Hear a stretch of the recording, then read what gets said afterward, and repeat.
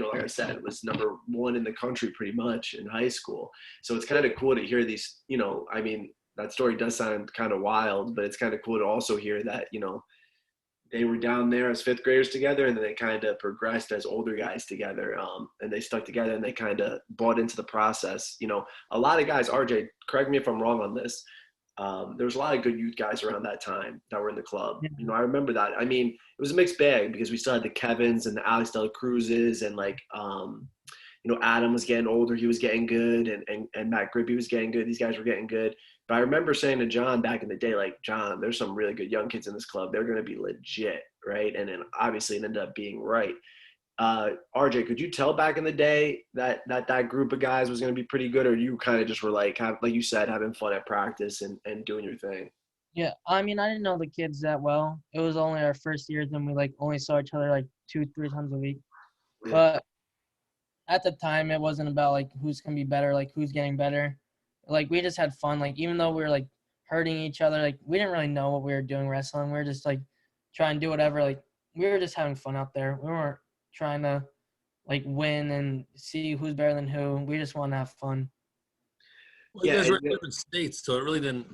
What's that? It's kind of a cool dynamic if you think about it, being so close to Connecticut, that the kids over there, they're wrestling for their own championship, and the kids over in New York are wrestling for their championship. So it's really great. You don't really see them except for Eastern states, I would say. Maybe something like that, yeah. But that whole group, coach, if you'll remember some of these guys, like, obviously RJ, Chris, Tyler, there's some really good guys there. But there were other guys like, I think he mentioned before, but like Luca Erico and the Balducci's and these guys, and they left. And they still ended up being kind of successful, but they were nowhere near the level of RJ. So maybe, that might not have been the best idea. And that's not me knocking anybody, again, just being honest. It's RJ, he trusted our system, and he got in there, and he got really freaking good. And, yeah, you cannot argue with the success at Empire. I mean, yeah. And RJ's interviews is unbelievable, and he's a great example because he was a guy that came up when that split kind of happened, and he stayed, and look what happened. But RJ, I want to ask you about this too, because I asked AJ about this. Your buddy, that kid, was it Javon or Javon? Yeah, he was very good, as we talked about in AJ's interview. And I remember all three of you guys as young guys coming to the club. Now at the time, John was working with RJ a lot, I'm sure. But John was worried about the high school guys too. And then there was prizes when I was kind of worrying about the younger guys, and, they were at this later practice maybe, or whatever it may have been. And I remember that kid being really good and being like, holy shit, this kid's he was really good. Really good. It was like we were here at that age, but this kid was up here. He was a freak. So you feel like he pushed you to a higher level, that kid? Yeah, he got me a lot. I used to get my butt beat by him probably 5 years in a row. I cannot touch him. I couldn't touch him. He was really good. He was being like Adam Buciello and Bo Bartlett, those kids, when like those kids were like winning Super 32 in Eastern States. Like no one knew about him, but he was good. So my question for you though, RJ, like I asked AJ, and it's one of the there's a lot of things that impressed me about you and impressed me about AJ and impressed me about Camacho and that whole group of guys that came through. But something that really impressed me, and I think I talked about it at practice before with you and RJ sitting with me, and we were talking to the other kids. But to me, it was super impressive that you had a kid that was with you guys that was super good, and he was pushing you guys, like Coach Bell said, and getting you guys better. And then he ended up getting into the wrong crowd. And he ended up doing the wrong stuff, and he ended up going down the wrong road. And it would have been probably very easy for you and AJ to follow him. Right. Now, mind you, you have great parents. AJ has great parents. You have good older sibling like Kevin, who was already big into wrestling, which I'm sure helped keep you on the straight and narrow. But, that's one of your buddies, and he's going off doing the wrong thing. How are you able to say, you know what, you go that way, I'm going this way still? I'm not making that decision. How did you – because at a young age, that's not easy, and you did that. So how did you do that? He was always a really good kid. He always hung out with us, really good kid. It's once we got to high school – he started hanging, like, the kids I hear hanging out with, like, I would talk to them, like, during school, like, if I had, like, lunch with them, but, like, they're not the kids, like, you talk to, like, or, like, hang out with, like, out of school. So, like, freshman year, I saw, like, the kids he was hanging out with, like, I would hang out with them, but not, like, hang out with them like that. Yeah. And I just saw him slowly going down, and I was like, this isn't what I'm gonna do. I was like, I have like this isn't for me.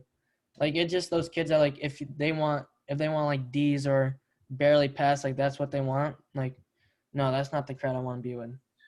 Well, you know what's interesting though, and Coach, you could jump in on this too. Is RJ will not play, but like joke around about like say silly stuff and whatever, and act like he doesn't know what he's talking about. But he's obviously very smart. Like I just joke with him, but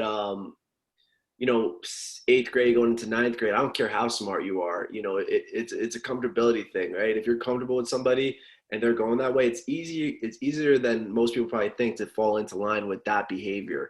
I think it takes a lot of maturity at a young age to say I'm not going that way, and it probably helped that you and AJ both decided not to go that way. And We also Camacho had, we decided also to. had Jake. Jake was 2 years older than us, so he was looking out for us too. Yeah, I think that definitely helped too. And Coach, when they got to the club, those three guys, it was those three guys. You know what I mean? There was other good Danbury guys around. Gino was a little older. He was in there, helped them out a lot.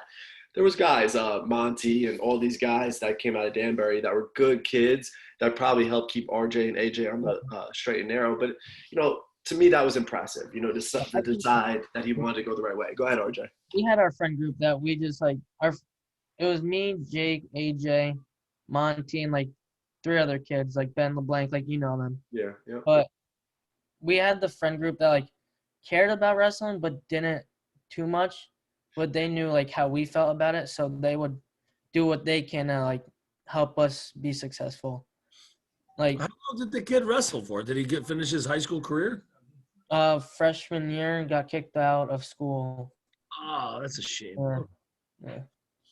Well, No one knows this though, but I got AJ and Jake into the club. You did? They won a event. Yeah, it was Lake Tell us. Placid. Tell us the story. I never heard that. It was Lake Placid, and we needed 2 weight classes. And I asked Jake and AJ, I was like, "Do you guys want to come wrestle on this like team this club that I'm at?" And they were like, "Yeah, I'll come." So Jake comes. We go to Lake Placid. He ends up having a barn burner with Adam Busiello, like a 1-point match. And John looks at me and he's like, "Who is this kid?" I was like, "This is like my best friend right here." He was like, "All right, we got to get these kids to the club." So 7th grade, 8th grade, they got him to the club, and that's when they started. So John should cut you a nice check. Yeah, That's what I was thinking.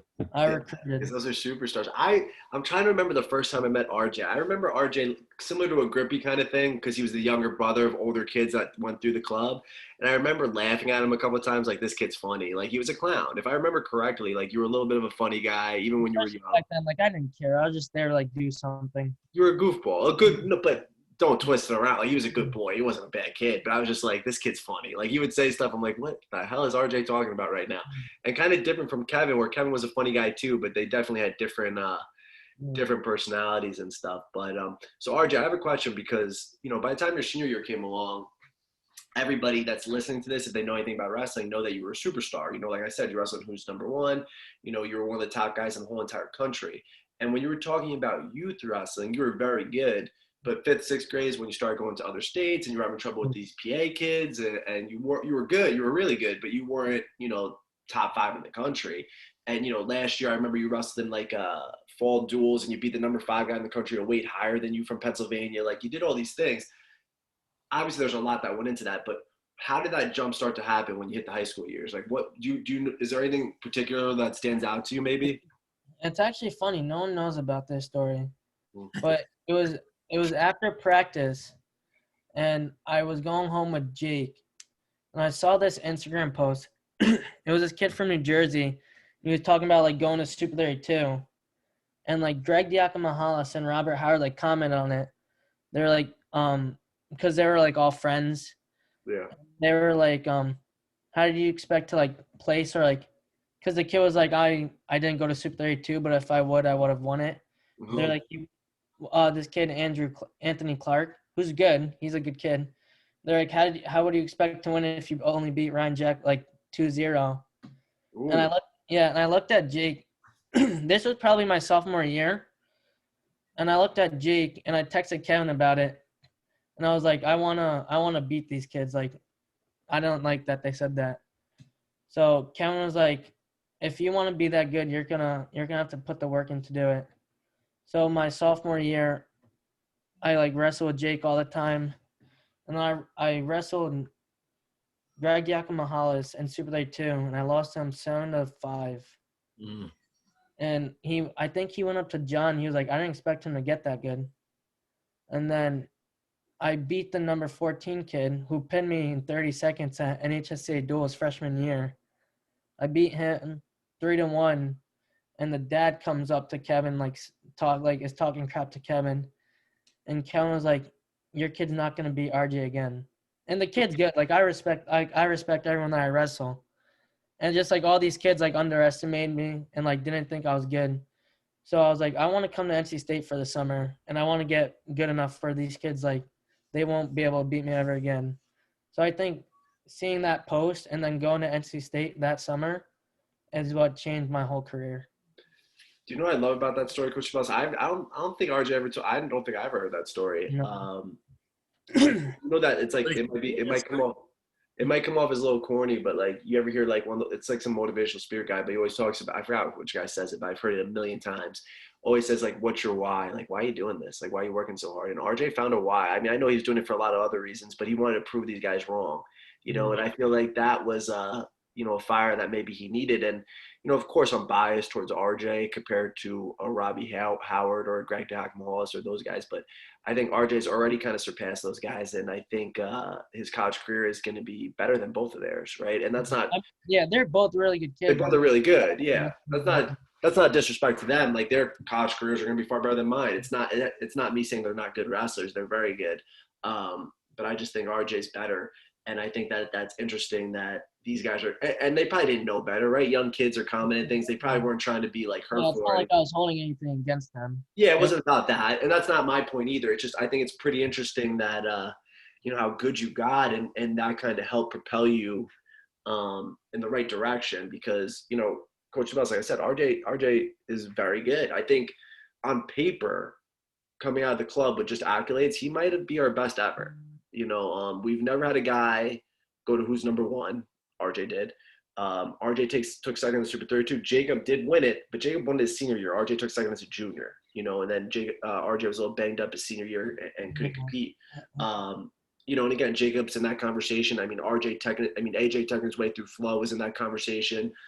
Brian Rebuto winning Fargo is in that conversation. I mean, there's guys that are, Kevin got a lot better in college. I feel like Kevin was really good in high school, but he wasn't, I think, what did Kevin do? RJ took like 5th or 6th at Super 32, but that was like his best showing, right? Like 6th or like 8th. But which is really good compared for a normal person. You know what I mean? But like what RJ and these guys did, they kind of took it a step further. So, I mean, that crop of guys, I mean, they're the best we've ever had.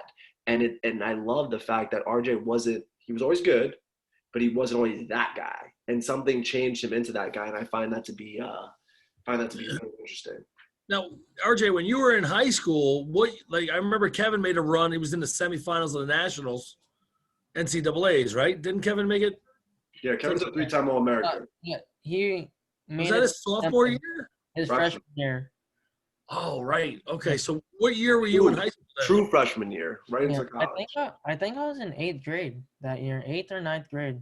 Okay. Maybe 7th grade even. Do you feel like that kind of changed your perspective to say, geez, I never even thought about that level of wrestling when I was in 8th grade or 9th grade or 10th. Even in college, where I wrestled Division III, and we'd see those Division I guys, and they were like head and shoulders above the D3 guys. But you saw your brother as a freshman, an 18-year-old kid go in and make it to the semifinals of the NCAA is the biggest amateur tournament out there. Do you feel like you said, oh, well, maybe, if he could do it, I could do it? I thought that way sophomore going into junior year. Because, like I said, 7th, 8th grade, 9th grade even, I just did it for fun. And I liked it, so I just did it. But 10th grade to senior year, I was just like, I want to go to college for this now. Like, I want to be good enough to do that. And you're there. You're at NC State. And your brother's your coach. Not to blow smoke up RJ, I'm not going to say specifics, but speaking to some people at NC State, he's doing a really, really good job there too. And he's going to make a splash pretty quick. If I'm going to leave it at that, but I don't want to put any NC State is my new pressure on favorite the team. Huh? NC State is my favorite team now. Well, we could talk about that a little later too. How we have like 5 or 6 club guys over there. It's pretty crazy. But so RJ, I forgot to ask this to AJ. This is kind of putting you on the spot. It's not a hard question, but you might not remember anything off the top of your head. So I love talking about stuff like this because it's just fun for me. I love hard workouts and stuff like that. Is there any day specifically at the club that you remember that was just like, Jesus Christ, I can't believe John put me through this, or I can't believe Anthony did this, or I can't believe Camacho put me through this, or whatever it may have been? Is there something that like stood out that was like, holy crap, this was a hard day? It was probably, you remember I don't know if it was the week before or 2 nights before, who's number one? When I was in the sauna suit going on the what's it called? Aerodyne? The rower. Oh, those were. You remember me being on the rower, just going at it, and you're timing me. I was like, I literally can't do anymore. But you did. John was like, you have to keep doing it. You're not gonna make weight. I was like, and it was probably one of the hardest things because I was already a little bit sucked out, and then it was 2 days before, and then he's making me do that stuff. So that or when we did the I Quit match at one time. An I Quit match, like. How do these I Quit matches always come up? I love them. Well, you see, but here, I'm going to jump in on that, actually, because we're going to talk a little bit about the rower and all of that, because I remember that now that RJ brought that up. But here's the difference, Coach Tabales. About a week or two ago, and again, I hope that the club kids are listening to this now because they're different, right? They could be RJs. Why not, right? But as much as RJ would goof around and be silly sometimes at practice, when it was time to go for something like an I Quit match for somebody like RJ is hard because RJ does not want to quit and he wants to make his partner quit. And whoever his partner was probably trying to do the same. But our kids now, our current crop of kids, they might hold each other for half hour. They might actually quit, which I don't think is in RJ's vocabulary. You know what I mean? It's just different, right? So like for him to say that and for AJ to bring that up as well, I think those are two guys that literally took that seriously, when some of our guys don't. Go ahead, RJ. I see. For me, it's just like, if you're not going to wrestle me, or like, if we're doing an I Quit match and you're not wrestling, I'll hurt you. Like, I don't care. Like, I won't like try to break your arm or like try to do that, but like I'll try to break you. Like, I'm not gonna try to be easy, like just lollygag and then 40 minutes up. But like I'll try to break you and make you quit in 10 minutes. I remember wrestling Chris Perry or something. I didn't mean to, but we were doing an I Quit match, and he was really getting me mad. And I was just like, all right, I'm done with this. I blast doubled him, and I didn't mean to, but I slammed him on his back, and I knocked the wind out of him. And he was like, I can't wrestle anymore. And it got me mad that like I hurt him. I got mad at myself that I hurt him. So I grabbed Chase Barrett and I was like, let's go and see who quits first. So it was after like a whole 30-40 minute I Quit match, I went with someone else because I didn't like the way how the last one ended. So for me, like I'll keep like I don't think I Quit matches are like so tiring. I think it's more mental. Yeah. Which a lot of kids are lacking lately, in my opinion. A lot of kids are just mentally, like, not ready for stuff like that. I think that's the biggest thing. Well, I think that has something to do with guys like you making those big jumps, too, because, Coach Tabels, if you look at the club in general, I like to think myself and John and even these guys, and we'll talk about that a little bit later, show really good stuff. But if you don't have that mentality for it, it's going to be really, really hard. And we'll talk a little bit later about RJ Suit's #1 match because he showed his mentality in that match. But a funny thing that I remember, RJ, which I'm sure you remember once I bring it up, about a hard workout. I don't think it was a weight kind of thing. I don't remember why we were all in the sauna, but it was me, John, RJ, AJ, Camacho. Huh? I said I didn't quit in that. No, but you wanted to. He didn't quit, but he wanted to get out so bad, RJ, that like when you go to the door, there's like that little crack of air. He was like putting his face on it, trying to get some air into him. And I remember I was struggling. It was hard. But I remember John, like we were trying to get RJ, like get him a little riled up. So I was making believe it was like the easiest thing ever. I'm like, come on, this is the best. But in my head, I'm like, holy crap, this sucks. And RJ was like feeling it. But like RJ said, he never laughed. He never quit. But do you remember that day, RJ? Yeah. Or when it was me, Luca, Erico, John, like Kevin, Jake. Oh, this wasn't me then. I wasn't in this one. No, this was like when the club was in the old place. Mm-hmm. And it was like we were in like 6th, 7th grade, and John locked us in the sauna. And he was like dumping the things. Like Luca Erico was on the bike, like in the sauna crying, and he was dumping it. He let the door open for like 2 seconds, and you see like 3 people. You see Jay Camacho, like everyone sprint out the door, and I like didn't run out because I don't know why. I don't know what I was thinking, but I didn't. And he was like, "All right, we're in here for another 20 minutes." So I just thought to myself, I'm like, I'm in 6th grade right now. Like, I'm not even cutting weight right now. And he just like keeping us in here. That was probably one of the toughest things I've gone through too. Disclaimer. I don't know if I should report this or what. Yeah, disclaimer for the people that are listening. John had the parents sign a waiver before they did this, so that's why it happened. But the story that I'm talking about was when RJ was a lot older, and I remember that. That was like my sophomore year, like junior year. because Camacho was a senior, so Camacho I think was still there. But and just for not to defend John because I know John loves RJ to death. He still does. He still does to this day. But there were younger kids back then that would try to use a sauna, younger than says 6th and 7th grade, and their parents would put them in there to cut weight, and that would fire John up. He would hate it because it was stupid. They weren't in there to cut weight. They were in there just to sweat. Yeah. It wasn't. It was more of a mental thing for RJ and those guys. It wasn't about cutting weight. And some parents had 1st and 2nd graders in there to sweat it out. And John's like, you can't do that. Like, you shouldn't be doing that. And I also think for RJ, having Kevin as his older brother, I think RJ kind of got the tougher end of the stick a little bit because it's Kevin's little brother. He can do it. Throw him in there. I feel like it was a random other 6th grader, they wouldn't have been putting him in there. Do you know what I mean? I think that's a little different also. But we'll jump back. Go ahead, Coach. I'm sorry. So RJ, when you're talking about like the I Quit matches and stuff like that, and you're running, it seems to me that your attitude and the way that you think, you never lose a match. You just run out of time because if you had more time with whoever it is, you'll break them. Do you feel like that? The 7 minutes you haven't wrestled in college yet, have you? No, not yet. You've just been doing practice. So 6 minutes in high school. Did you ever feel like, oh man, I just wish I had a little bit more time, or? Because you only have 6 minutes, and if you don't let that guy score, that's going to help you. Yeah, I felt that. But like even like, I think that I Quit matches, like we were just talking about that. I Quit matches like help me mentally because even matches that like I'm getting killed in. Like, these kids can be beating me, like, 10-0. Like, I still don't care. Like, I'll keep getting up and trying to attack them. Like, I'll try to do anything I can to not make them tired, but to have them realize that, like, I'm not going to stop. Like, you can, like, tech me already, and I'm not going to stop going. So, like, the time on the board, I wish there's more time. Because if there's more time, like, I could be dead tired, and I'm still not going to stop. And I've seen that. Great way to think about it. And I've seen him do that. And not to jump around too much, so I wanted to talk about his junior year and Super 32, but we'll go back to that for a second because now, like you said, Coach DeBellis, wishing there was more time on the clock.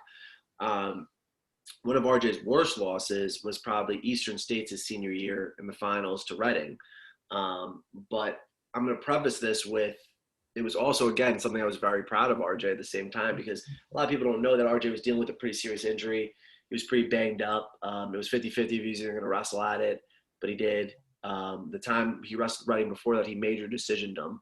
And, it was a close match, but RJ was a little off in the first period, second period. I think RJ was down by like 5 or 6 going into the third and took him down 3 times in the third period. And if there was another 10 seconds, I think he was on another leg attack. If there was another 10 seconds, he beats him.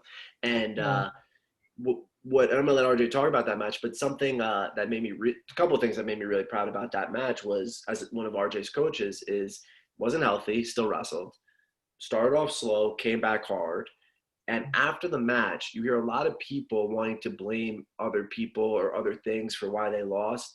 RJ just said to me that'll never happen again, and he basically took full blame. He didn't say anything about his injury. Didn't say anything about his health. Didn't say anything other than, I wasn't myself today. That will never happen again. And again, just talking about when he was like a 7th, 8th grader, when he was going through that thing with his friend that went the wrong way, that was a mature decision to go the right way.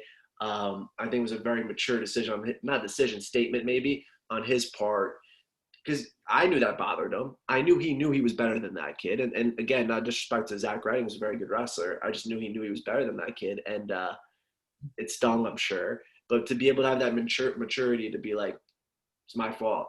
I shouldn't have done this, this, and this. I think that's pretty impressive. Do you remember that match, RJ? Yeah. Pat always talks to me about that match. Whenever I'm going live, he'll say the situations that we were in or something, and I just laugh about it. Like now, losses that I take, it doesn't really bother me anymore. Like after I lost to Reading, it didn't bother me like a week after. Like I didn't care. I'm not gonna because I don't wrestle to try to beat one person. I'm just here to try to get better. Like I didn't care that I lost, but it definitely stung a lot. Just because I don't think anyone really wanted me to win that match. I And want you to win. I yeah, wanted I, I think a lot of people wanted to see the upset, Yeah. and good for Yeah, him. He did it. He did it, and he trained really hard for that. I assume he worked his butt off for it, but um, I don't like using excuses at all. Like I hurt my elbow. Well, I also had a torn labrum. I wasn't even gonna wrestle this season, but I was like, I want to wrestle my last year. Like I don't want to go out with like an injury. So I had a torn labrum in my right arm, my shoulder, and I never got that fixed. So I was out for the high school season. So Eastern States was like my first like actual tournament, and then my semis match against Jaden Scott, who is a really good wrestler too. Yeah. I was beating him up pretty well, and then at the end of the first or second match, he I thought I heard the whistle blow, and he wizarded me. I just felt my arm give up, my elbow, and it like popped a little bit and gave out. And I ended up winning the match. And I remember wrestling Tyler Albus like warming up, and I was like, I can't put any weight on my right arm right now. And I was like, should I go say something or should I just wrestle? And you're like, if I were you, I'd probably go say something or like see what you can do about it. I was like, no, I think I'm just gut it out and see what happens. So so warming up for that match, I was like wasn't feeling myself at all. And I was like getting to the match, I was like, I don't know what I'm gonna do right now because my right arm, like I shoot everything with like my right arm. So I was trying not to use my arm at all. And that affected me during the match because that like messed up my whole defense and messed up my everything. And then third period came and I was like, all right, like I just gotta let this go and just wrestle how I can right now. Like I was just thinking, I looked at John and I was like, there's just nothing to lose right now because he's already beating me by like 5 points. And I just started attacking and I feel him breaking a little bit. Like I just keep going. Like I don't care what he's trying to do. I'm just gonna keep attacking. If he takes me down, I'm gonna get right back up. And I just keep going. And I just like 1 second left or like 5 seconds left. It's like a question. Like I came back the next day and like I saw refs there. Like I would have gave that too. So it was a questionable call. Yeah. But what you're talking about the time, like those types of times, like I wish there was time on the clock, but it's my fault for like putting myself in that position because I shouldn't have been there in the But first. you know, you What? could have won that match. You could have won that match because it Yeah. was a controversial call. He could have given you 2, Yeah. but you might not have learned the valuable lessons that match taught you. Although you gutted everything out, though. I mean, really, Yeah, it was a win to me. it was a win, but sometimes you see like teams celebrate or people celebrate with a 1-point win Yeah. and then just get destroyed by their coaches and by other people with a 1-point loss. Really, there's not much of a difference there. Yeah. It's just that you won. It Yeah. didn't really matter the rest of the match and all that other stuff. So you got to take that all into consideration because you're always, trying to get to that next Yeah. pivotal moment in your career. Yeah. I wasn't mad at all that he beat me when that happened. The only thing that got me mad is when I beat him, I didn't celebrate or anything. I even helped him up. I grabbed his hand, I lifted him up, I was like, good match. After he beat me, he was like flexing all over the place. And I was like, Yep. Here's the difference. But here's the difference, right? You expected. He lost the big match in the state finals too, Zach Redding. Yeah. He won the year before and then lost, didn't he? Yeah, but then he won senior year, the year that he beat RJ, he won. But he's a 2-timer. But like the difference with RJ is RJ expected to beat him. That's why RJ acted. And RJ's a good kid. I'm not going to say a better kid because I don't know Zach that well, but RJ's a good kid. So he expects to beat him, so he's not going to celebrate. For Zach, RJ, you got to put in his head that he probably thought he had no business beating you. So when he did beat you, it He's showed. excited. And it was, yeah, it probably hit him like, holy shit, I just beat RJ Jack. I'm not supposed to beat him. But again, I probably, as his coach, you know, and actually one of his coaches, one of my best friends. You know, the coach My went up wedding, to I me. was in his wedding. Huh? I said the coach went up to me and everything. I like that was fine. Like Well, I the wasn't head coach I'm not close with, but yeah, the other guy, I wouldn't have wanted him to react like that because you should act like you've been there before. But I On kind the ankle. He's on the ankle. of, yeah, we pinned Aaron Walk pinned one of those kids, same school in the state finals. But what was I gonna say? But you know, like RJ was saying, coach, when he was saying like he really wasn't carrying that on to the next week. He came to practice and he didn't talk about it. He was there to wrestle and he's probably saying some silly joke. And I was like, RJ, shut up. And like it was one of those things. But what I want to jump into before we get into college wrestling, RJ, and then we'll wrap up pretty soon, so you don't have to be talking this all night. But you know, we talked about AJ and Camacho, and there's other kids in the club too. But you know, those are your buddies that were really good at like talking about technique, if that makes sense. So like, you know, RJ would do the same thing. All three of those guys were really good at that. I would show something. RJ would never be disrespectful about it. And he'd come up to me and be like, I do it this way. How does this feel? And we'd play around with it a little bit and it would work and I would love it. And there would be days I would text RJ and he'd be at practice and I'd say, hey, send me a video of how you did this the other day. And I'd take that from one of my athletes or, you know, one of the club athletes and I would show it at the Greeley practice or whatever it is, because I really respected how they wrestled and how they learned and how they figured stuff out. RJ, maybe talk a little bit about that dynamic of you coaching a little bit at the club and giving back to the other kids and you thinking really deeply about like the technique and how to do it and what made you really like break it down the way you break it down. I mean, I like teaching the kids what I do a lot. I mean, it goes down from generations. Like Alex and Kevin, they teach me what I do now, like little things I do now. So I like teaching the kids and like trying to help them, because there's always a way you can get someone better. It's not about yourself. Like I don't like being selfish and stuff like that. Like if a kid needs help, I'll help him. Yeah. And I actually really like showing technique, because even like Kevin or like you too, after just like always teaching technique and stuff like that, you get better. Just being able to like look at the technique, showing it, like learning from it. So I think being able to teach people technique and having them like give me ideas about like and asking me questions, I'm like, oh, like maybe you can go like this too, and or maybe you can fix this position to make this move better. So I think showing the kids like what to do and having them give me feedback, or like me helping them, made me do the technique better. Yeah, I would agree. A lot of times you're teaching a technique, and sometimes you have to slow down to figure out. You're just so naturally athletic too, where you just flow, and then you got to stop and say, well, what did I do with my knee there, and how did I position my hand there? Where's my head here? Yeah. And RJ does some cool stuff too that you have to like slow it down and think about it. But like you said, Coach Cabell, he's athletic. He's a little different the way he wrestles, so it's not maybe your typical, you know, inside tie fake high crotch, right? Like it's like there's more to it, and sometimes like I would have to sit back and be like, how did he just do that? Like that doesn't make sense. Let's watch that for a second, you know, and rewind it. There's plenty of practices, and RJ I'm sure remembers, where we would watch something like on Flow, or I would see something on Flow, and I had him and AJ sitting next to me, and we'd be looking on my phone. I'm like, how did he do this? And they would give me just as much insight as my own brain would give me. Be like, oh, you know what? RJ made a good point there. Let's try it this way and play with it. And I think that helped everybody get better, you know. Yeah, that was fun. Pressure and position. One of my other favorite matches, Coach Chabez, was from RJ. You know what's funny is two of my favorite matches were off losses, but I would like RJ to tell me in a second what his favorite high school match of all time was. But not Super 32. Who's number one? Right? First club guy, big deal. He's out there. He's wrestling. John's out there with him. Kevin's out there with him. And we're watching at the club, I believe. And that was who's number one? Who's number one? So who's number one, if I know it correctly? You invite two people that are the best. One and two guy in the country, but in RJ's weight, they invited the top four because all four of them were so good and had wins over each other that they couldn't make a decision.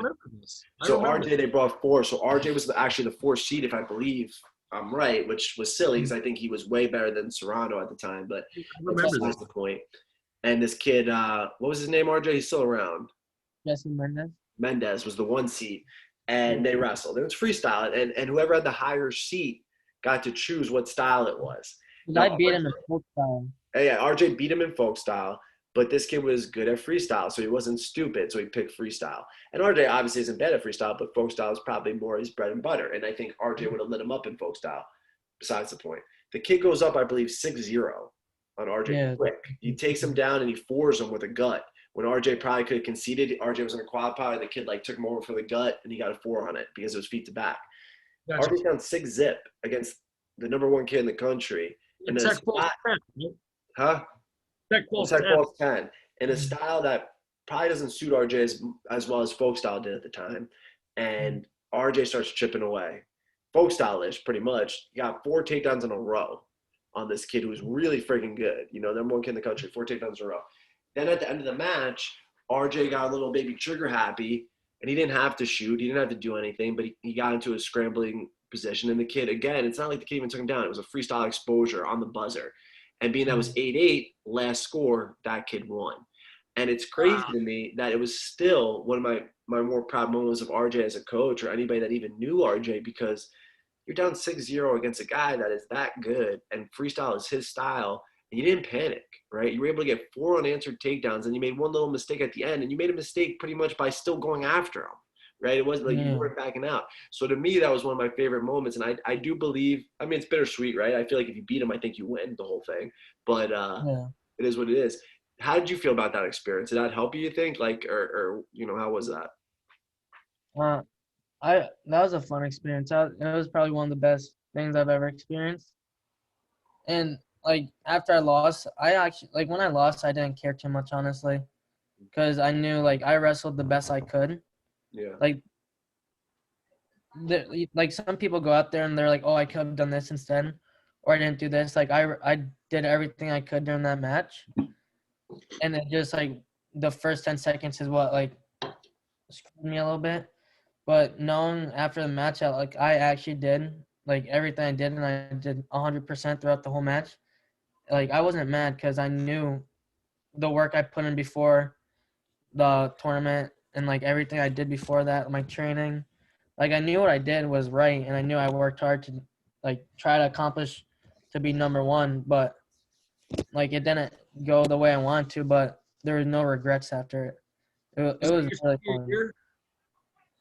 What? That was your senior year? Yeah, it was my senior year.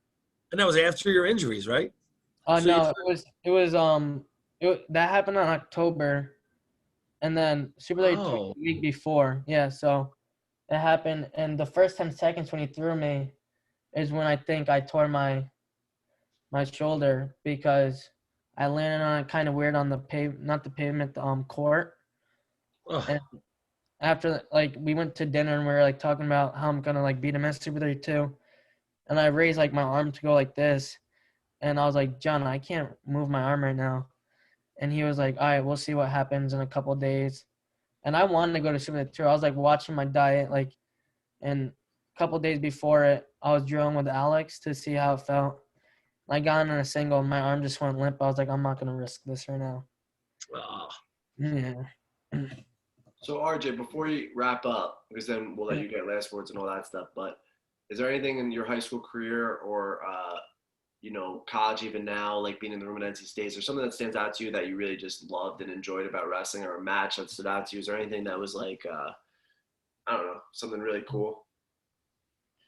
I just like the way, like especially here, the way everyone wants to help. Like everyone wants to get each other better, and everyone will get each other better, because I mean, if we want to win an NCAA title or win matches, like everyone's got to be the best they can. Everyone's got to be the top guy in the country. So just knowing that everyone wants each other to win and get better just motivates you to want to get better. I love that. That's awesome. All right, Coach, you could get your last words in on them. I'll get mine, and then RJ can wrap it up for us. RJ, thanks for the interview. Of course. We're looking forward to a great career for you at NC State. You got a big cheering section here at Greeley, and we're going to come down to see you. We made a deal, me and Tatora. Whenever you 5 guys are all in the lineup at the same time, we're jumping on a plane. We're going to come watch. All right. Yeah. So good luck to you. And But Deagle will come with us too, but he's not jumping on the plane. He's gonna walk gingerly Yeah. on the plane. We don't want somebody like that jumping on the plane. The thing will malfunction. Yeah. You see what I did there, RJ? You get it? yeah, he gets it.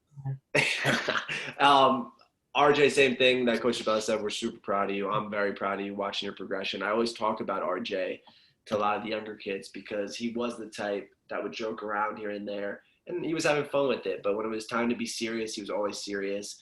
Somebody one day passed a comment. I actually forgot to mention this earlier. Passed a comment to me like, "How's RJ so good? He's not working hard." And RJ did work hard at practice. But it was one day when RJ wasn't really doing as much maybe as he normally did. And I'll never forget this. At the end of practice, I didn't say that to RJ. John asked me to come into the office for a meeting. So I went back there. I was back there for at least a half hour, 40 minutes, something like that. I came back out, and RJ's by himself, sweating profusely, doing stance in motion. No one was there looking. No one was there watching. RJ's not the type that was going to put a show on for somebody else to prove that he was working hard. RJ was going to do what he thought was best at the right time. As any other kid, he had to get redirected here and there, but so does every kid. He wanted to win. He wanted to compete. He wanted to work hard. If RJ was ever to match, I knew he was going to give 100% no matter what. A lot of kids with that injury, the Eastern State story, a lot of kids would not have wrestled that finals. That just shows something about his mentality right then and there. Going into college, like we talked about also, I hear what he's doing over there at NC State, and this is not to put pressure on him, but he's doing a great job, and I wouldn't be shocked as long as, knock on wood, COVID doesn't stop us this year. I think we're going to have a great performance out of him right off the bat, and I'm very excited to watch that. We're real proud. I don't know. That's pretty much it. RJ, you got anything before you wrap this sucker up? No, it was fun talking to you guys. Yeah, it was fun talking to you too, RJ. See, you crushed it. You're an interview expert. You did a really good job. Oh, I didn't mention when RJ, like AJ, helped move this lady out of this home here that we live in. And for the people that are listening, I didn't just kick this lady out.